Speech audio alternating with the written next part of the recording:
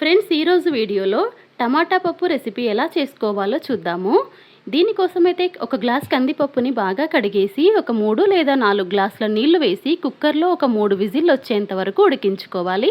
అప్పుడు పప్పు అనేది రెడీ అయిపోతుంది. ఇప్పుడు స్టవ్ పైన గిన్నె పెట్టేసి ఒక 3 టేబుల్ స్పూన్ల నూనె వేయాలి. నూనె వేడెక్కిన తర్వాత 1/2 టీ స్పూన్ ఆవాలు, 1/2 టీ స్పూన్ జీలకర్ర వేసి అవి చిటపటమన్నాక ఉల్లిపాయ, పచ్చిమిర్చి ముక్కలు వేయాలి. నేనైతే ఒక మీడియం సైజ్ ఉల్లిపాయ, 5-6 పచ్చిమిర్చి కట్ చేసి వేశాను. ఇంకా ఉల్లిపాయ, పచ్చిమిర్చి సగం దాకా వేగిన తర్వాత కొన్ని చిన్నుల్లిపాయలు కచ్చాపచ్చాగా దంచి వేయాలి. కొంచెం కరివేపాకు కూడా వేయాలి. ఇవన్నీ బాగా వేగిన తర్వాత చిటికెడు ఇంగువ, 1/2 టీ స్పూన్ పసుపు వేసి ఒకసారి బాగా కలిపేసి టమాటా ముక్కలు వేయాలి. ఒక 4 మీడియం సైజ్ టమాటాలు అయితే తీసుకున్నాను ఇక్కడ.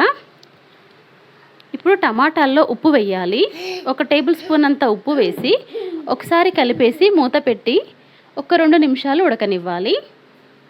ఇప్పుడు దీంట్లో 1 టీ స్పూన్ కారము, 1 టీ స్పూన్ ధనియాల పొడి వేయాలి.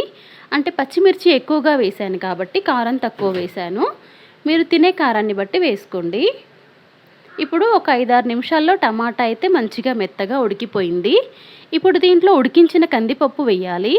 కందిపప్పు కూడా వేసిన తర్వాత బాగా కలిపేసి మూత పెట్టేసి ఒక 5 నుండి 6 నిమిషాలు ఉడికించుకోవాలి. ఉప్పు చెక్ చేసుకోండి మధ్యలో ఒకసారి. అలాగే మధ్య మధ్యలో కలుపుకుంటూ ఉండాలి ఒకవేళ అడుగంటుతుంది అనిపిస్తే.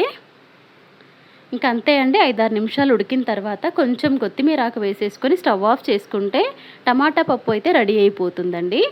చాలా టేస్టీగా ఉంటుంది. మనము అన్నీ కలిపి కుక్కర్లో వేసి ఉడికించుకోవచ్చు, లేదంటే ఇలా అయినా వండుకోవచ్చు.